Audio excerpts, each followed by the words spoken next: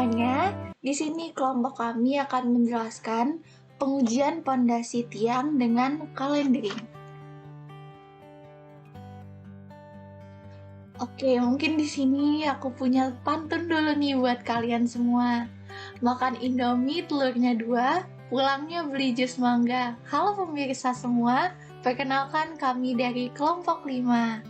Nah, di sini kelompok 5 beranggotakan yang pertama ada Rindu Syabila Alisa, yang kedua ada Nadia Paramita Pramesti, dan ada Varian Berry Ramadhani, selanjutnya ada Ririn Hovifah Hasrum, dan yang terakhir ada Salsabila Putri.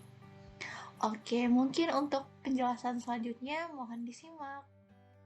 Pengertian calendering sendiri itu yaitu pencatatan jumlah pukulan hammer setiap penetrasi 50 cm dan pencatatan set pada akhir pemancangan yang umumnya dilakukan pada 10 pukulan terakhir, yang dimana pengambilan data calendering dilakukan pada saat tiang mencapai tanah keras.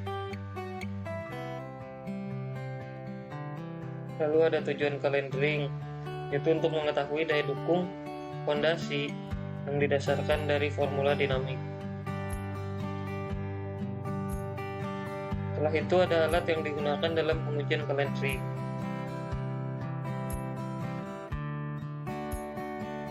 Yang pertama yaitu hydraulic atau diesel hammer. Lalu bahan-bahan yang digunakan dalam calendering yaitu pulpen atau spidol, kertas milimeter block, dan selotip. Pulpen atau spidol sendiri itu untuk membuat grafik di kertas milimeter block. Lalu ada counter untuk menghitung jumlah pukulan, dan balok kayu pengarah.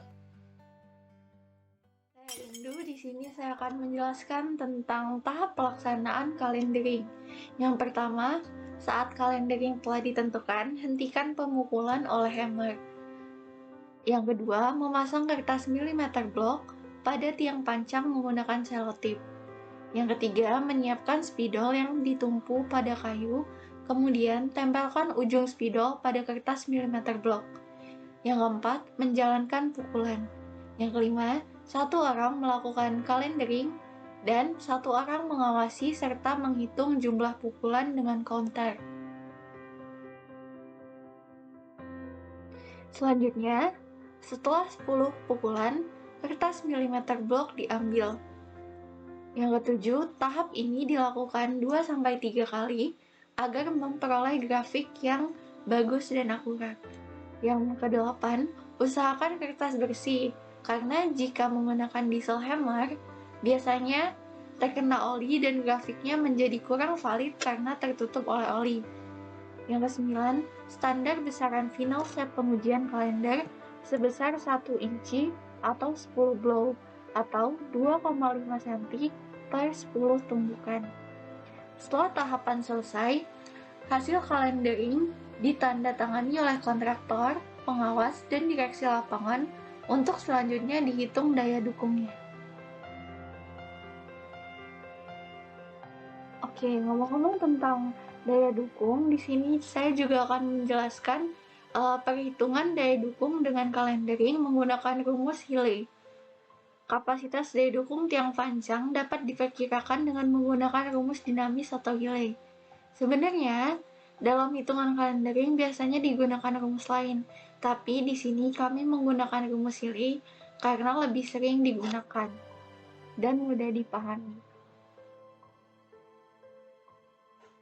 Ya, rumus Healy sendiri yaitu R sama dengan W kali H per S plus K dikali W plus N kuadrat plus W per W plus P, di mana R adalah kapasitas daya dukung batas yang satuannya ton, W berat palu atau ram satuannya ton, P berat tiang pancang satuannya ton, H yaitu tinggi jatuh ram, dan S yaitu penetrasi tiang pancang pada saat penumbukan terakhir atau set, dan satuannya cm. Selanjutnya ada K yaitu rata-rata rebound untuk 10 pukulan terakhir dalam cm. Dan yang terakhir ada N, yaitu koefisien restitusi, di mana N sebesar 0,4 sampai 0,5 untuk palu besi cor, tiang beton tanpa helm. N 0,3 sampai 0,4 yaitu untuk palu kayu atau landasan kayu. N 0,25 sampai 0,3 yaitu untuk tiang kayu. Kemudian, untuk menentukan berat ram, bisa dilihat pada spesifikasi alat. Biasanya, dituliskan berat piston misalkan 2,5 ton atau 3,5 ton. Sedangkan untuk mengetahui tinggi jatuh ram, dengan cara melihat ring yang tampak saat pemukulan dan mengkonversikan ke tabel, dan mengetahui jenis hammer yang dipakai misalkan 25 atau K35. Lalu saat kalender ring-ring yang muncul E sedangkan tipe hammer K25, maka tinggi jatuh ram adalah 2,197 mm atau 219,7 cm. Kemudian di layar itu ada tabel ram stroke dengan satuan mm.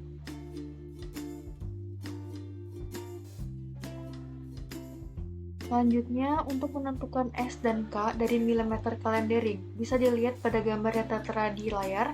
Dari grafik, kita ambil yang 10 pukulan atas, didapatkan S dari 10 pukulan terakhir adalah 2 cm.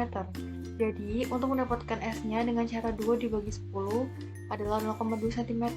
Sedangkan rebound-nya atau K adalah 10, maka diambil rata-rata K. Jadi grafik bisa dibaca K-nya sekitar 0,9 cm.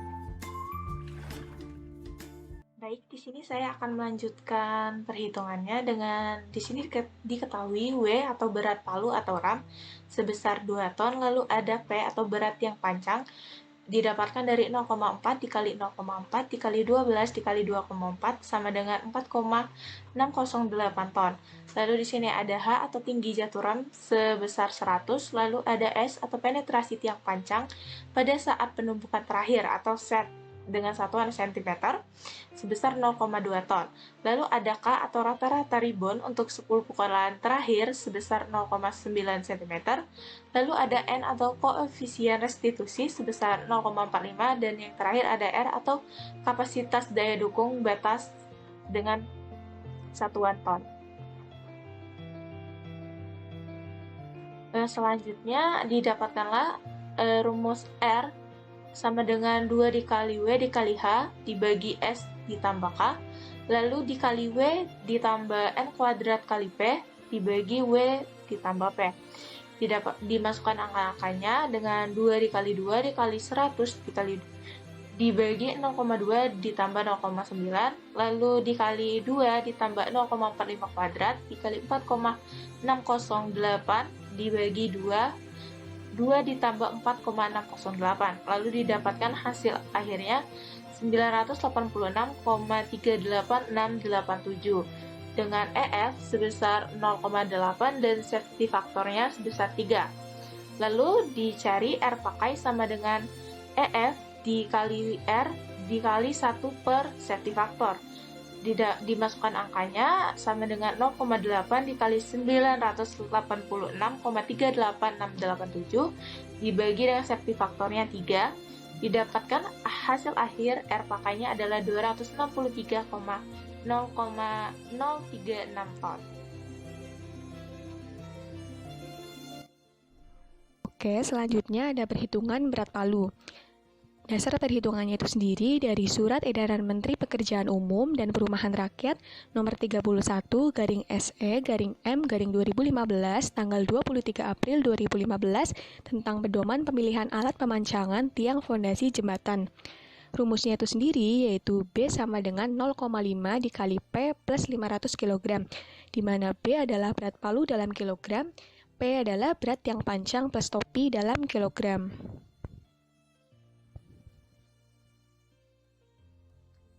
Oke, kemudian ada data tiang pancang.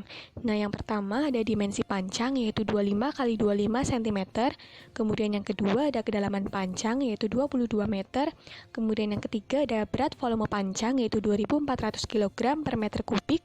Kemudian yang keempat ada berat topi pancang yaitu 200 kg. Kemudian untuk perhitungannya, jadi yang pertama kita mencari dulu berat pancang dengan cara sebelumnya mengubah dulu dimensi pancang dari 25 kali 25 cm menjadi kesatuan meter, yaitu 0,25 kali 0,25 meter. Kemudian dimensi pancang dikalikan dengan kedalaman pancang yaitu 22 meter dan juga dikalikan dengan berat volume pancang yaitu 2.400 kg per meter kubik. Kemudian kita kalikan dan mendapatkan hasil berat pancangnya yaitu 3.300 kg. Kemudian yang kedua kita mencari berat palu dengan rumus 0,5 dikali P plus 500 kg. Masukkan 0,5, kemudian masukkan P-nya yaitu 3.300 plus topinya yaitu 200. Kemudian ditambahkan dengan 500 kg, sehingga didapatkan hasil berat palu yaitu 2.250 kg. Dan di sini ada syarat minimal berat palu yaitu 2.200 kg. Jadi palu yang akan digunakan adalah tipe DD25 dengan berat yaitu 2.500 kg, sehingga sudah memenuhi persyaratan.